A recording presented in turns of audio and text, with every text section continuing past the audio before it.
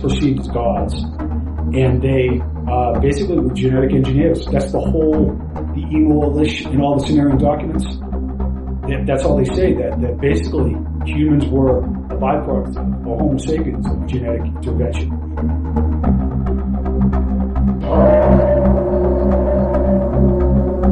Hey everybody, and welcome to the Paranormal Portal Podcast. I'm your host, Brent Thomas. Thank you all for joining us, and special thank you goes out to all of you who continue to support the podcast and continue to spread the word. Always remember, if any of you out there have experiences of your own that you'd like to share, feel free to email me at paranormalportalradio@gmail.com. Again, paranormalportalradio@gmail.com, and you too could be a guest on the show.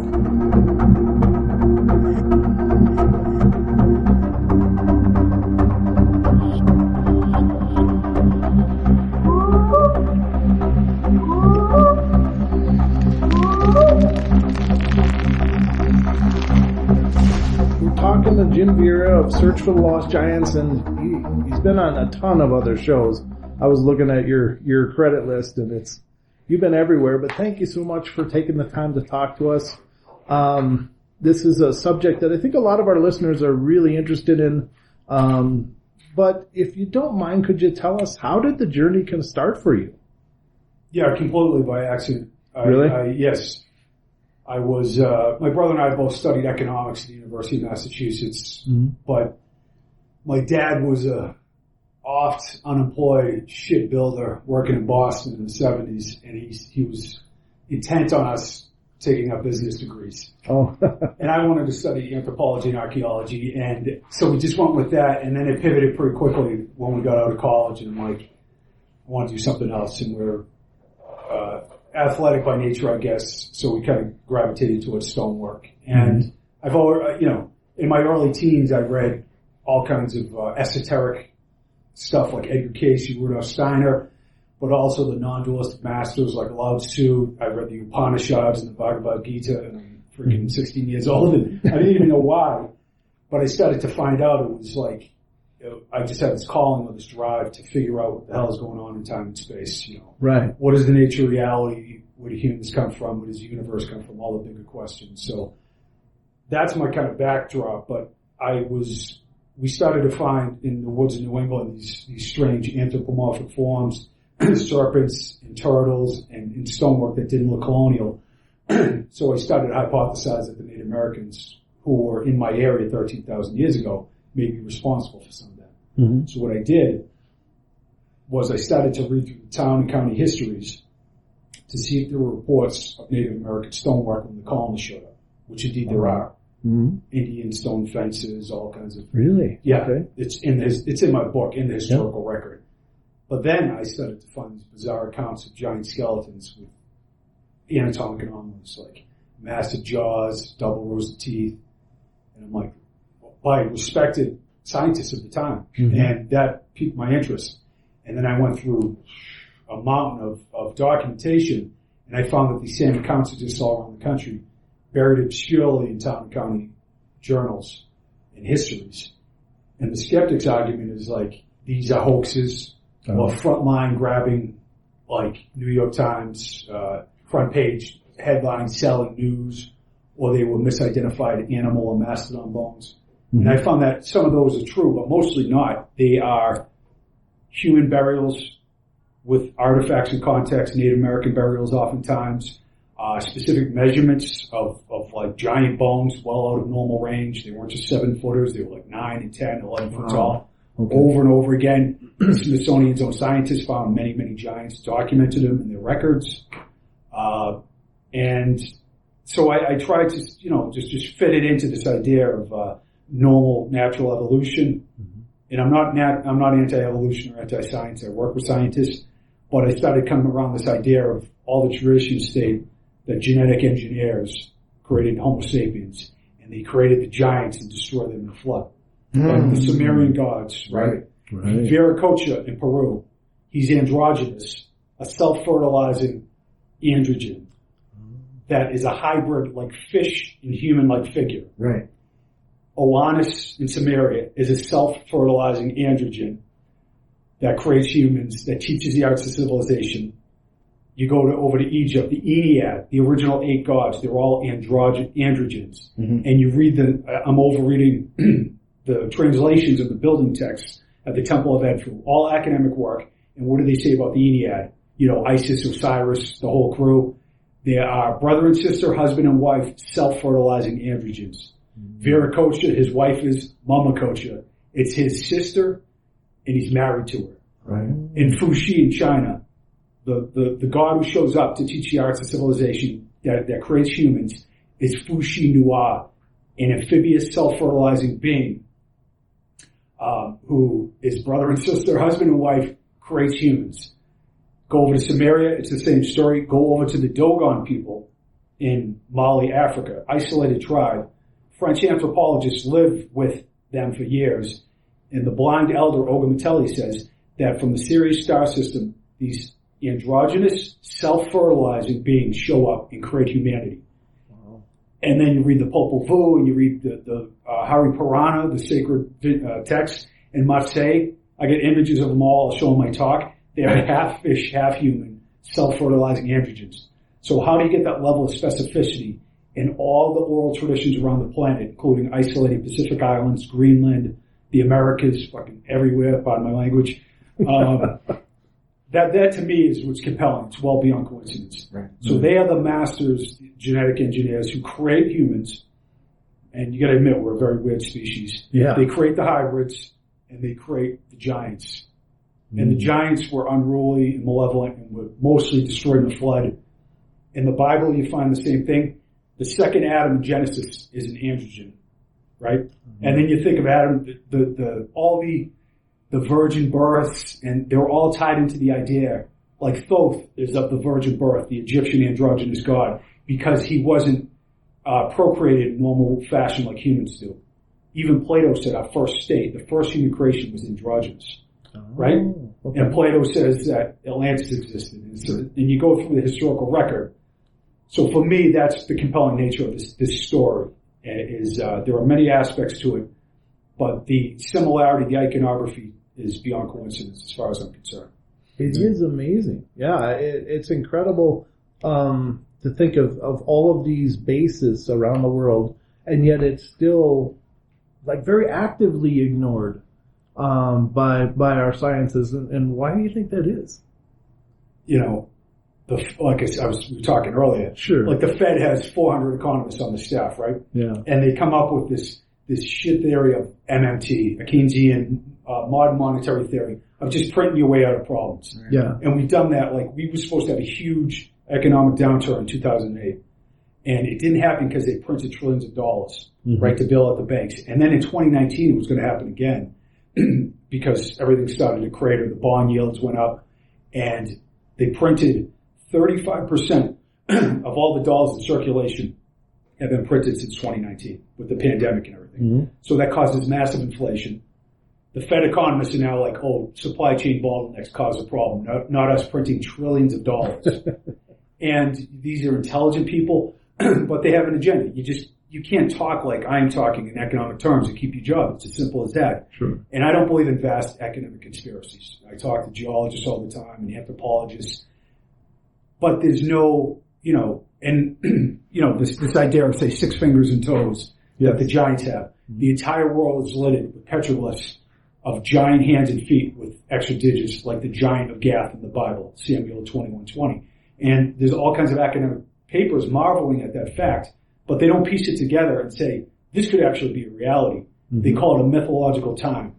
When the Egyptians and the Sumerians tell you, specifically in their own written documentation, that their civilization went back tens of thousands, if not hundreds of thousands of years, it is considered a mythological age. Like Athens, the founder of Athens, and I have an image of it, is this half fish, half human called Kekros. He's androgynous, right? The original Athenians were called Kekropians, and it is considered a mythological age. And the real age doesn't start until the real founding of Athens in like 2000 BC. So everything is considered a mythological age. That's how they get around that. But it's not like academics actively like subverting or working against. They're just like, there's no, these old dusty paradigms. They just don't see it. right? Yeah. And when you're open to these ideas, you see more and more, but you see with open eyes, and you start to be like, whoa, there could be these weird creatures. I mean, the universe is filled with life. All the ancient accounts, including oral tradition, say that these bizarre beings came that were misperceived as gods, and they basically were genetic engineers. That's the emo Elish and all the Sumerian documents. That's all they say, that basically humans were a byproduct or Homo sapiens of genetic intervention. And even Khnum, the androgynous creator god in Egypt, is right on the Temple of Esna, is making humans on a potter's wheel. And Thoth is behind writing down the age that these beings would live. So, and I'm sorry, and then you get into the vast ages of like Methuselah and all the biblical figures, but they're all around the world. Like these ancient gods lived a long time. So for me, it's like everything's matching up with this overarching story of a simple one. There were beings who showed up that created humans, that oversee us, like the Watchers and the Anunnaki. And I was never into any of this. Yeah. I was always like, I wasn't into UFOs because I didn't see one. But now, just through pouring through historical documentation, I've come around to believe that this is a very plausible hypothesis that, I mean, the universe is, like I said, so infinitely vast, and all it does is create life. It's like life after people, right? The weeds grow through. Right. You go to the Marianas Trench or some geothermal hotspot, and there's life everywhere. Yeah. Let me say this. And I respect scientists, and I bring all stuff to science to be verified and proved. But it's like an atheistic cult. It's all male-dominated, left-brained, mocking metaphysical ideas. And I had like a traumatic brain injury playing football, so I had this incredible, horrible seizure disorder with like depression and everything. So I went to the rainforest and sat with the shamans, fucking God knows long time, and basically cured my seizure disorder. Oh, fantastic. Yes. Yeah. For like 20 years. No medication, no Dolant, no Depakote, no auras. Right. I haven't any seizure activity after a year or so of intense work with ayahuasca and psilocybin and stuff like that. Yeah. And that opened me up to the kind of spirit world and learning from the shamans. And they tell the supernatural stories and they talk about the other realms and the multidimensional activity that exists, the immortality of the soul that all the mystics like Casey and Steiner, Blavatsky talk about. And this is the other linchpin. It's just like Blavatsky, the Theosophist founder, Rudolf Steiner, Anthroposophy founder, I hope I get that right, Edgar Casey, Manly P. Hall, the Rosicrucians and Freemasons, they all say Atlantis existed, just like Plato. They all say our original state was androgynous. They all claim giants were actually part of the population of Atlantis, and after the cataclysm that hit 12,000 years ago, spread out around the world. So that's not, and that matches up with all these other sources. So for me, as, viewing this through comparative analysis, it's pretty compelling, Yeah. It's got to have been a hell of a journey for you to come through all of these epiphanies and coming to the realization that there's something so much bigger was going on here than we're told about. Yeah. As you approach scientists and such with your findings and presented them with your theories and stuff, were you met with a lot of no, get out kind of response, or were they at least entertained? I kind of sought out the ones who were open-minded to discuss this. Yeah. And I have friends who are professionals that say, create a data set. That's what we did in our books. Like, here is all the historical documents. Here is all the straightforward measurements by accredited scientists. And I don't mind mixing in Native American oral traditions and other sources to strengthen that argument as well. Sure. But there's a lot of, like, lizard-brained skeptics out there who they don't make enough dopamine, and they, like, they're pseudo-skeptics. They're just looking for a hit by deriding you or degrading your argument. But then in the alternative realm, there's a lot of bullshit, and there's a lot of hoaxes, and there's a lot of, because this can turn into a gig for you. Yeah. Like, I'm the big hero, I could talk about, I met with the secret general, and I can blow smoke up everybody's ass, which I obviously don't do. You're a little too honest for that.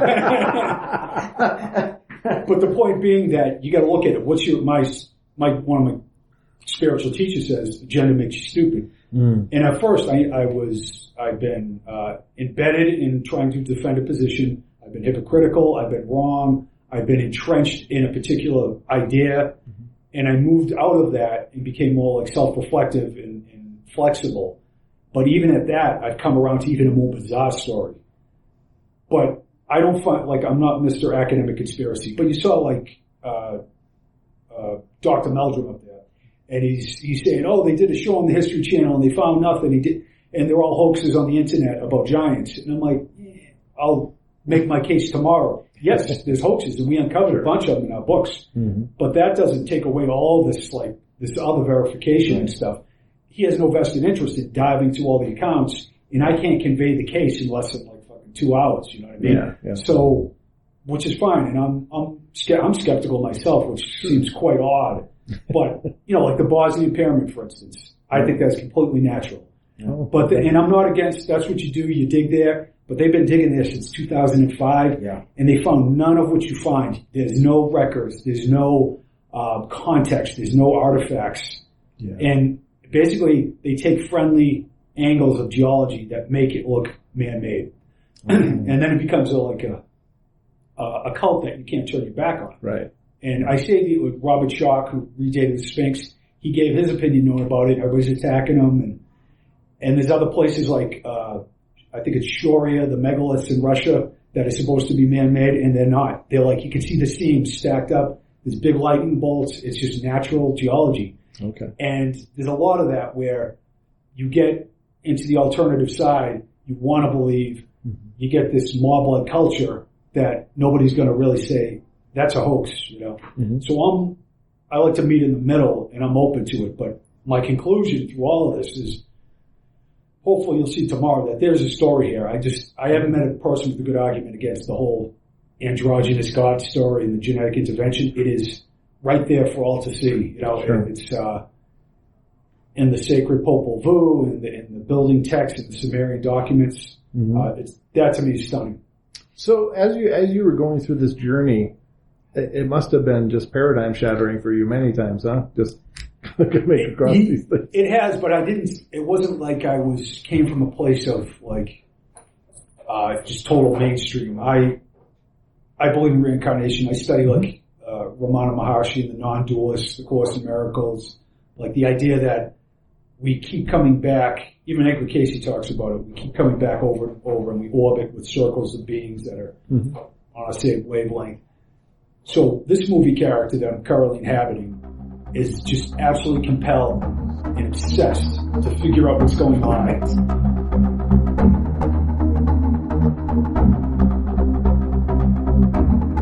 The Bible is really altered cliff notes of the Sumerian mythology. The Hebrew scholars went to captivity, and they learned a lot of these traditions from the Sumerian texts and the Sumerian scholars.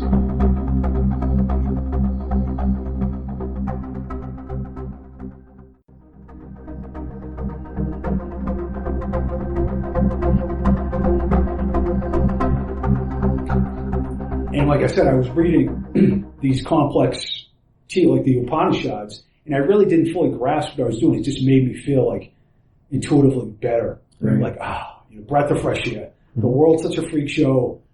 There's so many like atheistic ideas, or you go to hell or whatever, and all these masters are like, no, you're an eternal field of awareness, and you're temporarily like the prodigal sons and daughters incarnating these movie characters. You know, make of them what you want. Doesn't mean you don't try to have a good life. It means that it's not the real you. Right. So I came from that place. And then so I was open. I always had this baseline of like, everything's okay. Don't take this freaking life too seriously. Right. But I don't really give a rat's ass anymore either. Yeah. I'm not trying to prove a case. I'm not trying to be a big hero. I live in like a 10 by 12 cabin. Yeah. I got no debt. I got no obligations. Right. I sit in silence a lot. And I find this whole ancient mysteries world really fascinating. So I like to think I'm fairly well positioned to report back from the crazy side of things. And, so that's why, paradigm, yes, there have been ups and downs and stuff like that, but I never felt like, I'm going to have a nervous breakdown or stop it where I don't want to get off or whatever. Right. I guess the part that's, I try to understand because I know there are so many accounts. I've come across several old newspaper clippings of the same kind of stuff, finding these huge skeletons and having doctors verify so many things about it to show that it's authentic. I mean, these were their doctors. These were educated men. They looked at this. They would know, if it was just rock or, plaster or whatever. Yeah, and so it would be fine. It would be sensational. It would be published. And then the Smithsonian would show up. And suddenly it was gone. Mm-hmm. And I rattle my brain trying to understand what merit could that add by them covering it up? What would be their gain for that? What does it accomplish to hide that history? Well, they're all theories at this point. And, yeah, I know. Dr. Hrdlicka was the head of the Smithsonian from 1900 to 1940, and he was a zealous racist and a lunatic. And he believed a bunch of theories that are now completely wrong. In fact, I hate to say it, archaeology has got so much wrong. The ideas of the age of humanity, humans being in the United States, the Clovis barrier, wrong. The Younger Dryas impact, showing there was a great cataclysm, wrong. On and on and on. And I'm not trying to be a know-it-all. I'm just saying, when you look from the mystical side, all of us have been saying this for years. It's taken decades for the science to now come forward. And the Smithsonian head, Dr. Hrdlicka, he was the one who said giants are no more. He said these are like wishful thinking and all this other stuff. But there has to be, it's for all of these pieces from around the globe to come together and paint a cohesive picture. I guess it's my understanding, and I don't claim to be a scientist by any measure, but it's my understanding that to be truly scientific, you have to entertain every theory until you can systematically and unequivocally eliminate it. Well, it sounds like it's just an arbitrary dismissal. All of this amazing information that might help us understand so much more. Totally. Of what's it's human. I'm sorry. No, go ahead. Yeah, it's human nature, though. It's just, you root for your team. You have agendas and biases, and I just have kind of the same attitudes from the scientific world, and I just chalk it up to it isn't truly open-minded, and a lot of it, like I said, it's like an atheistic cult when you are indoctrinated in science. Sure. All the great scientists of old, Pythagoras, Hippocrates, Plato, they all were mystics. They all went to mystery schools, right? Mm-hmm. You know what they did in the mystery schools? They took hallucinogens. They did rituals to merge them with the higher self, so they could see with clear vision. Right. When you do like ayahuasca, the ego is put to sleep, and you see everything with clear vision. You can't believe it.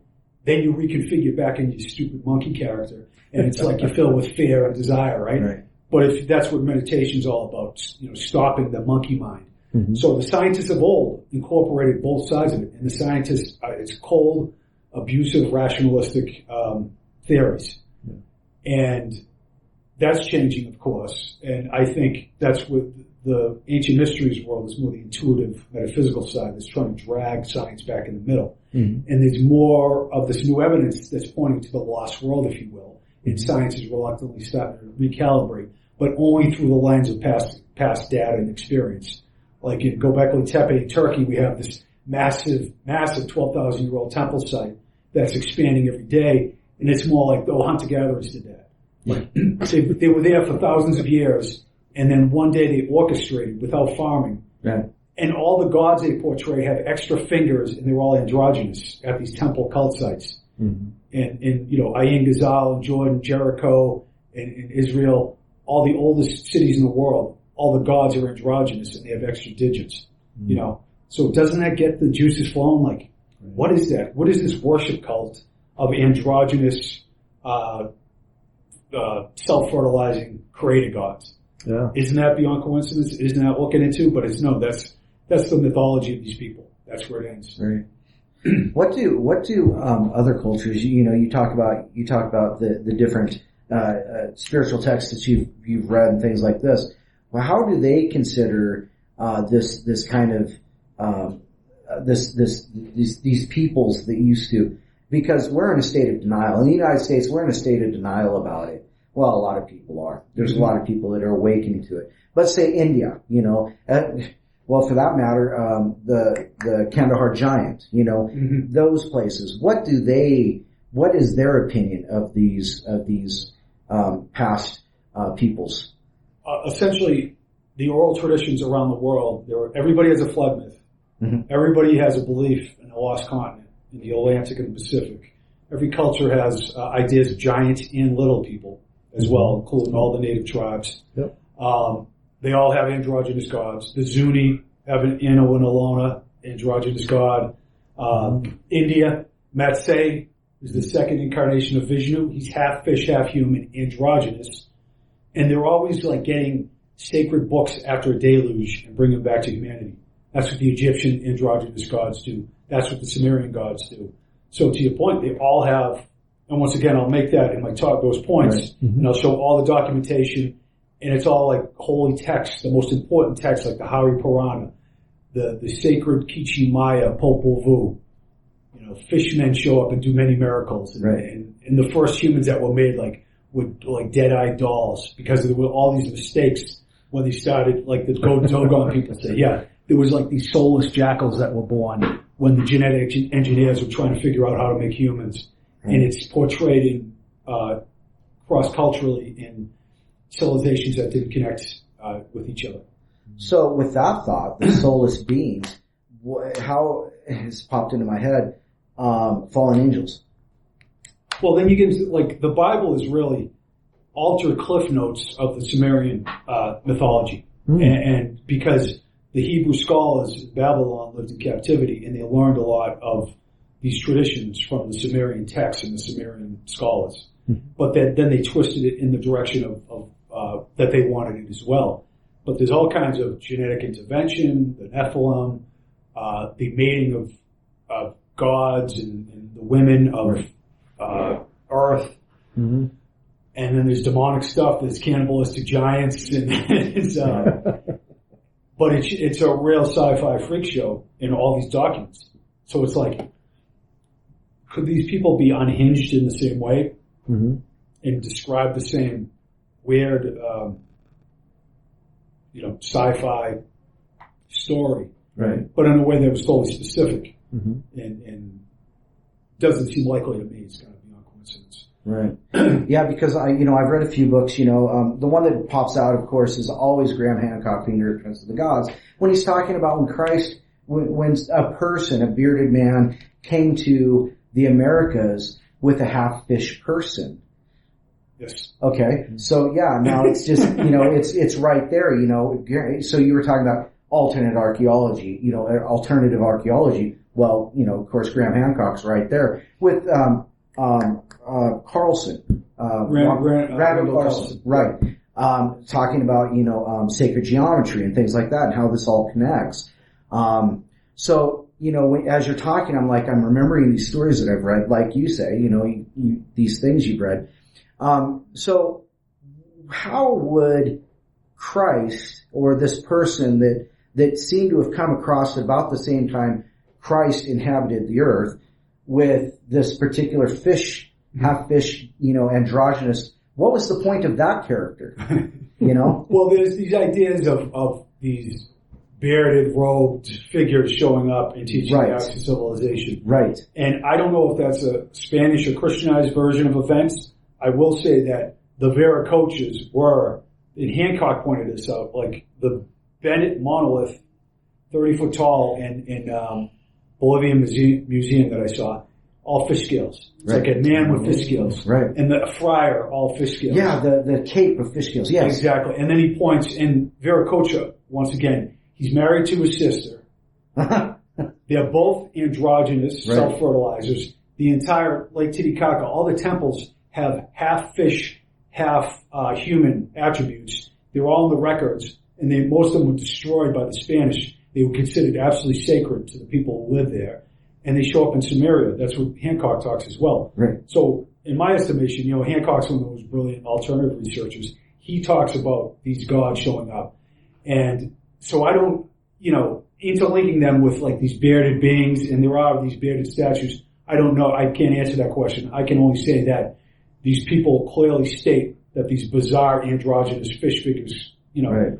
And the scholars will tell you, yes, Viracocha was clearly stated to be androgynous.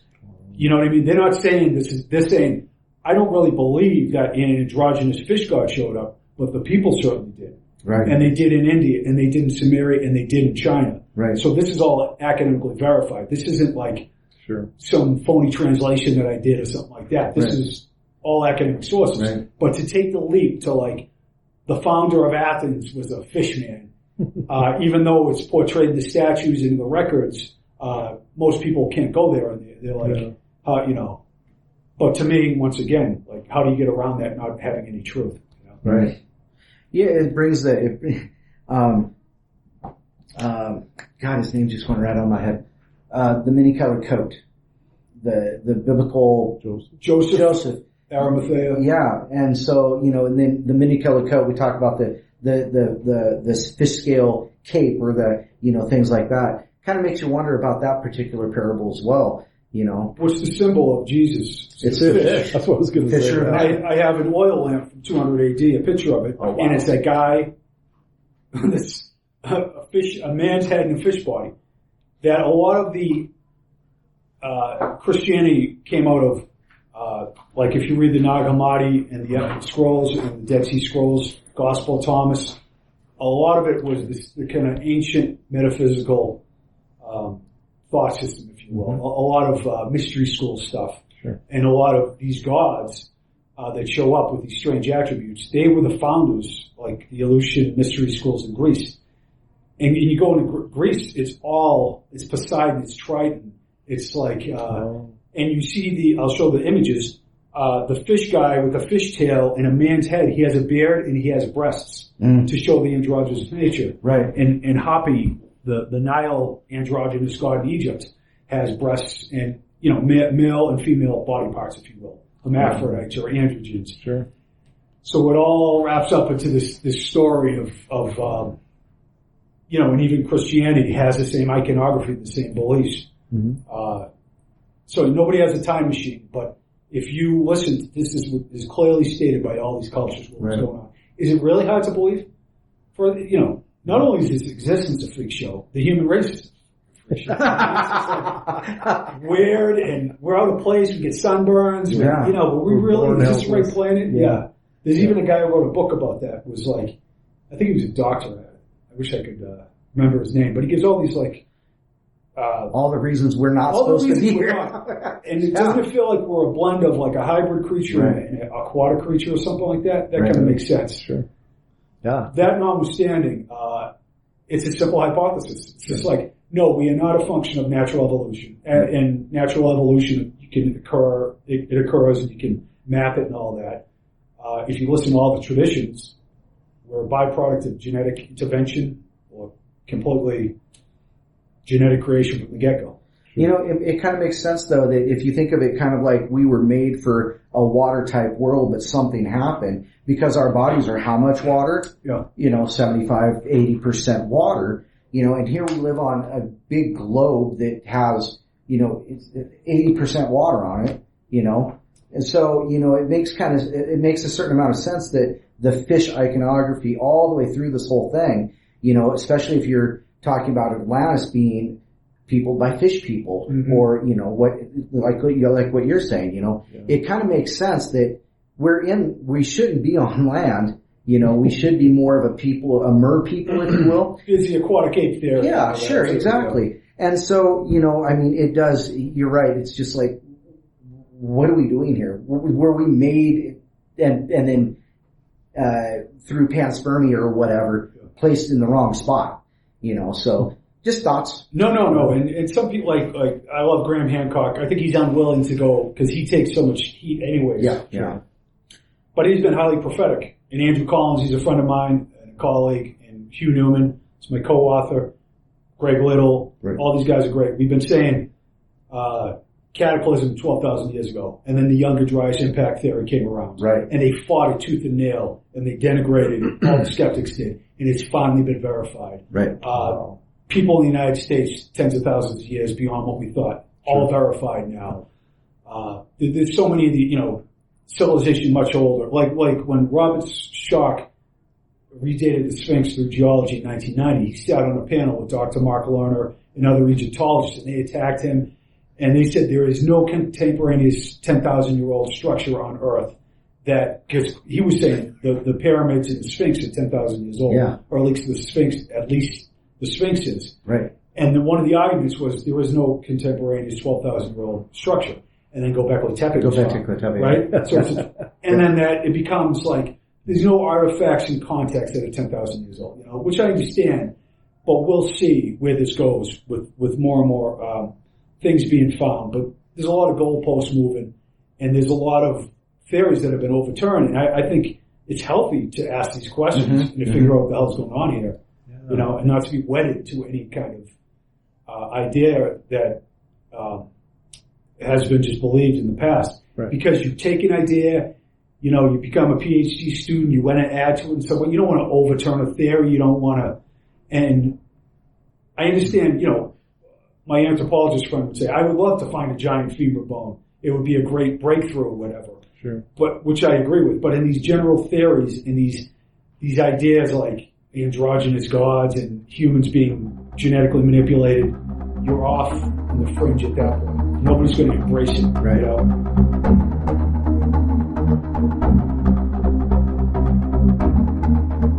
It says that under the part of the Sphinx, there was a hall of records where 32 metal plates are with the records of the past.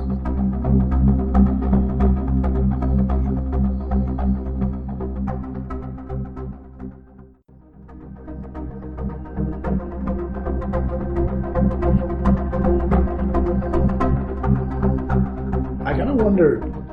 Now, of course, you brought a lot of awakening to a lot of people with your show, and that was an incredible journey all in and of itself. But was there any locations that really stood out to you as just either you didn't get an opportunity to really dig into them as much as you wanted to, or maybe all of them were, I suppose? Well, they are. I think it was episode 4 or 5, the Bone Cave in Tennessee. Uh-huh. We got in there and we only got so much time to spend. But I went through this flooded tunnel. There was legitimate danger and hypothermia and stuff, but I never got to explore fully that. And the head of the Manchester Democrat in 1897, I'm sorry, no, it was in 1913. Originally, the first account of giant bones that the park ranger was talking about was in the late 1800s by the editor of the newspaper. They found all these kids who were putting skulls over their heads. There was giant bones that they pulled out of the cave. And then another party of explorers with torches went down in this crazy cave through the tunnel, and they found a giant petrified body that they left there. Mm-hmm. And he stated that, and that's what we were looking for in that episode. Mm-hmm. So I didn't get more time there. I just thought that was the coolest place, the old stone fort in Manchester, Tennessee. For me, I don't know, the petroglyph sites out here in the Southwest, so many, you get these giant figures with extra digits, and you get these bizarre beings. And here's something oddly enough right here. Right. And I'm a big fan, like Clifford Mahooty, the Zuni elder. He passed away recently. I was a friend of his, and I really like indigenous wisdom. It's free of bullshit. Yeah. Right? It's free of agenda and arrogance. It's just this intuitive intellect and humility of indigenous people. I don't want to characterize them all like that, but of the wisdom keepers that I've studied with is really appealing. Yeah. It's I'm not trying to convince you. I'm just sharing the traditions. Right. And Clifford was Lemuria was believed to be a real place. The beings with extra digits, the giants, the androgynous gods, and they had androgynous gods in their pantheon, were these beings from a lost world, if you will. Right. And the star people and all that. The idea is that Atlantis was actually founded by extraterrestrials in 200,000 BC. Edgar Cayce would say that spirit beings came into matter. Other esoteric sources say they actually were extraterrestrials, from the Pleiadians, who were benevolent. And in the middle of the Atlantic, just like Plato said, the race was founded there, 210,000 BC. Then in 50,000 BC, there was a cataclysm that broke it up into 3 islands. In 28,000 BC, it was broken up into 5 islands. In the final cataclysm, in Plato Laws 3, the Aegidian flood that Homer talks about was the Atlantean flood, happened in 12,900 years with the Younger Dryas impact. Plato was only 300 years off in Laws 3 of when the Aegean flood destroyed Atlantis, or Aegeia. So a lot of this historical evidence pointing to this idea of a lost world. But they were genetic masters that were, even Edgar Casey says, the size of some of the beings in Atlantis were between 10 and 12 feet tall and little people, as well as like regular sized and hybrid weirdos. And it was like a zoological freak show, basically. There were these genetic masters that were the Anunnaki, if you will, or once again, nobody has a time machine, but it's a pretty wild story. Yeah, it is. It's really appealing because it really appeals to a lot of us who, shall we say, have indulged in those kinds of things in the world, because it like you said, it opens you up to that spiritual, it opens you up to that greater mystery, and that's kind of where I started too, because I realized that, a long time ago, it's like, what the hell's going on here? Mm-hmm. What I'm being taught is not what I feel is right.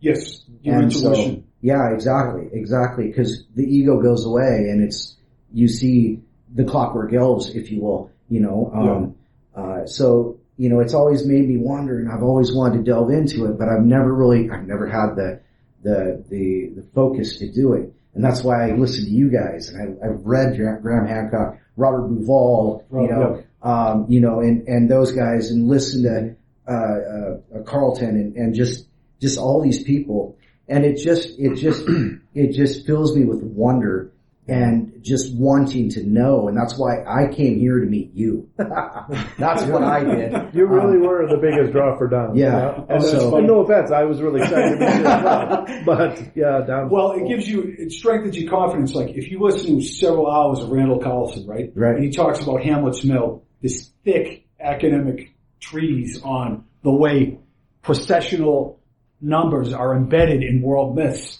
You walk away like game over. This is like wild and incontrovertible, right? And then Hancock, there's so many of these people have put together these coherent stories, and they're predictive. And this hypothesis has been verified, and science has finally proven that. And then you gain confidence, Sure. And I will say also that, I'm a believer in reincarnation. It's like we have these impulses. You are driven to find out the mystery. Right. You're not just a drone that's going to waste a fucking life, just like we have. I'm not being arrogant. Sure. We've all had wasted lives, but I feel it's like, it's not just about figuring out how old civilization is or who built that temple. It's about like figuring out the nature of the self, the nature of the soul, the reason for the universe, all that stuff. And that's why I study like Ramana Maharshi and those guys. Right. So to your point that, it's more like you're just driven, you're compelled to do it, right? Yeah. You have an inspiration. And I think it's good because, like, I'm a fake tough guy, blue collar, whatever, but I talk about a lot of metaphysical stuff and hopefully give guys permission to, like, self-reflect, admit when you're wrong, like, go to therapy if you need it, go, treat your addictions, Self-care. Self-care, right? Self-care. Yeah. And I think that's important. So I mix the metaphysics in too. I don't just talk. Right. But you got to draw people in with like a wider audience with megaliths and things that are fascinating as well. Sure. Right. I'm sorry. I'll just finish this. Yeah, please. I'm sorry. Robert Temple is one of the most brilliant authors ever. He wrote The Serious Mystery, right? Right. So he's a professor of history and philosophy. Just a towering intellect. He wrote The History of China with Joseph Needham. So highly respected, but then he started to get into this idea of the Dogon people and the fish gods. Right. So he, in his book Serious Mystery, which I never knew, I just knew it was about this astronomical mystery of the binary star. He talks about the androgynous nature of the gods, how they showed up and were half fish, were amphibians. And then he goes back and he realizes that he wrote The History of China, but he forgot that Fu Shi Nua was also an androgynous god as well. So you read this brilliant guy's work and you realize he's saying that we were visited by extraterrestrial engineers that were androgynous. Right. So because I was like, and Hancock talks about it, and a woman, Sharon Dory, wrote some books about it. So I've come around to see that other people have been kind of filling in the story. Right. But I just want to throw out that out there. Robert Temple as well. Yeah. So, in closing, what is next for you, or how does this journey continue for you, or what's on your what are you up to? First, I got to take some LSD, and then we'll see what happens. Right. I'm filming a documentary on the lost Hall of Records in Egypt. Oh, I'm a big Edgar Casey guy. I'm Right. not dogmatic about it. I just love his stuff. Sure. I like the Casey people are cool. They're not like glassy-eyed zombies. They're like they're into like metaphysics I really resonate with the Casey material. Mm-hmm. And he says that under the power of the Sphinx, first of all, he says that the Great Pyramid complex was built between 10,490 and 10,390 BC, not 2650 BC. And he said Atlantean refugees showed up there. That's who Thoth is. That's who Osiris is. They are androgynous. They are genetic masters. Oh, that's right, because she harvested his body parts from the ocean as foam from the ocean and impregnated herself with. Exactly. Even Venus and Aphrodite. Yes. Yeah. Foam of the sea. Right. Veracocha, foam of the sea. Right. And everybody's getting their junk cut off and all this stuff. So there's all this you're marrying your sister or you're, all these weird ways of saying that it's not normal, procreation. Mm-hmm. And so the gods show up and they orchestrate and they develop Egyptian civilization. Mm-hmm. The Falls of Horus, the Ennead, the Ogdoad, all the masters that wrote the Book of the Dead and everything were purported through Casey's readings to be these Atlantean refugees. And it says that under the power of the Sphinx, there was a hall of records where 32 metal plates are with the records of the past. And he says in the Yucatan, there's another hall of records. And off the coast of Bimini, in a sunken temple, once the island of Poseidia, part of Atlantis, there was a third hall of records. But to me, it might be Yaxchilan or Piedras Negras, north of the Guatemalan border in the Yucatan, where the records are buried. Greg Little and John Van Auken and his wife Laura wrote about this, the Lost Hall of Records, in Mexico. Anyways, the one that compels me to continue to investigate is the one under the power of the Sphinx. Right. Robert Schock did ground penetrating radar there years ago, and they found a cavern. Oh. And I know he's trying to get in there. There's a lot of permits. There's a lot of bakshish. You got to pay your way in Egypt. I got Egyptian and friends. Thank God for Halas, right?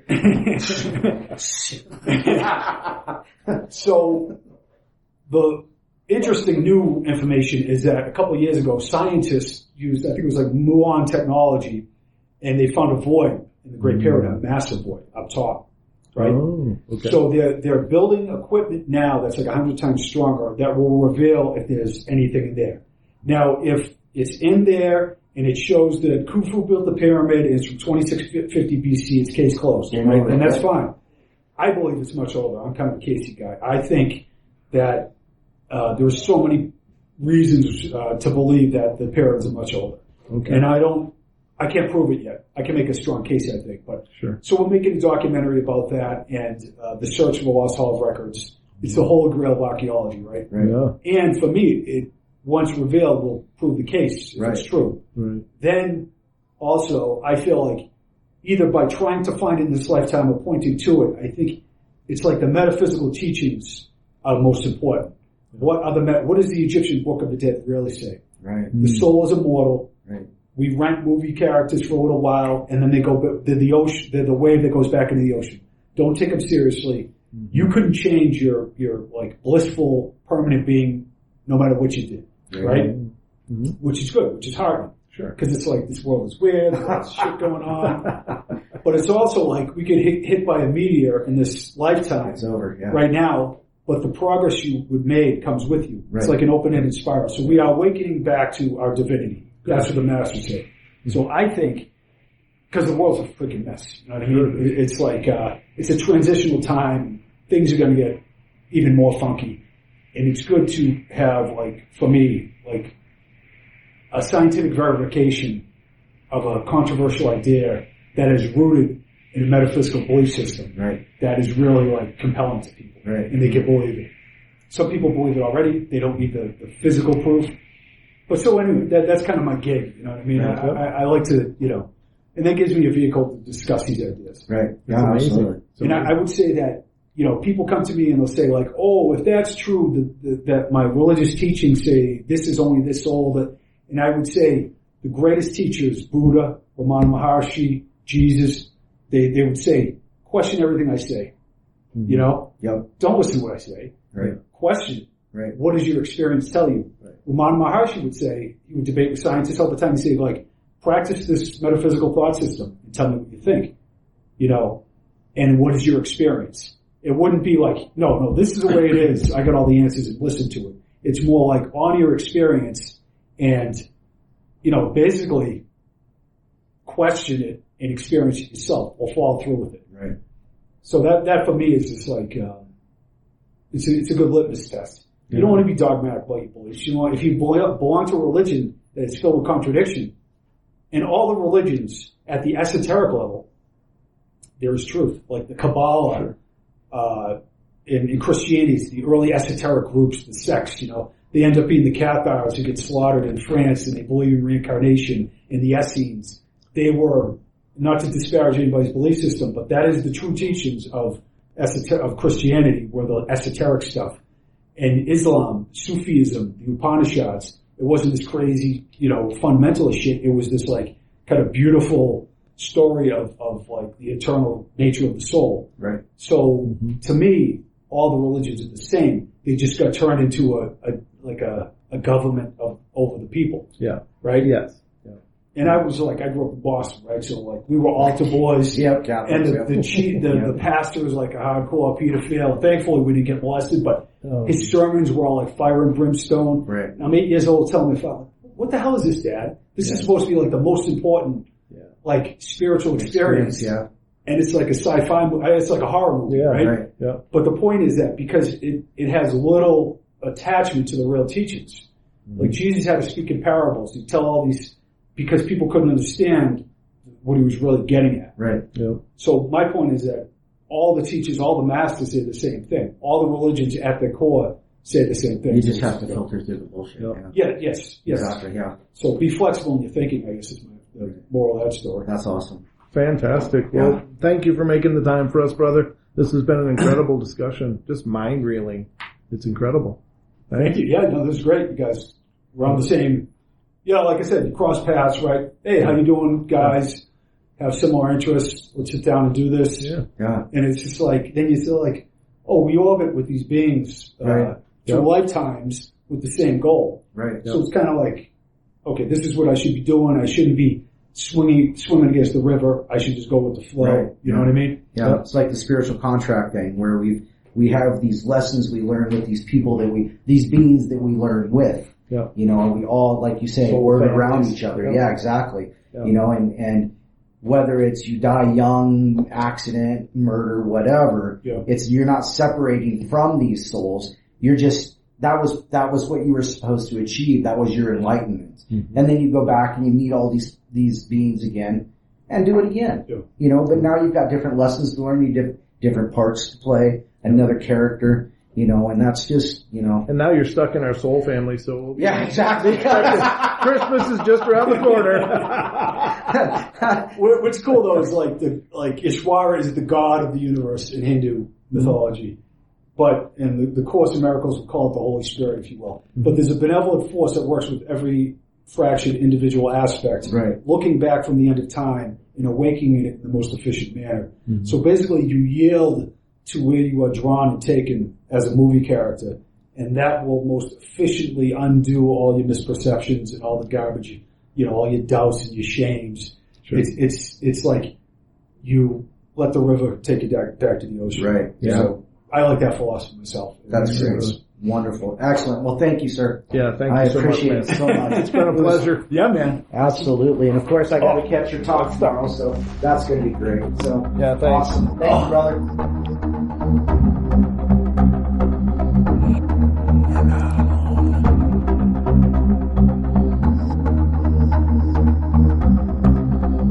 right, guys, thank you so much for joining us here on tonight's show. I hope you guys enjoyed it. Please feel free to follow us on Facebook, facebook.com/Paranormal Portal Radio, as well as finding us on Twitter. We're on Twitter at Paranormal Portal, Portl, and we'd love to have you stop by our YouTube page and subscribe and check out our shows there. We got hundreds of shows, Journeys into the Paranormal Portal, so I hope you'll check it out, guys. We're over there at youtube.com/Paranormal Portal, so hope to see you guys soon.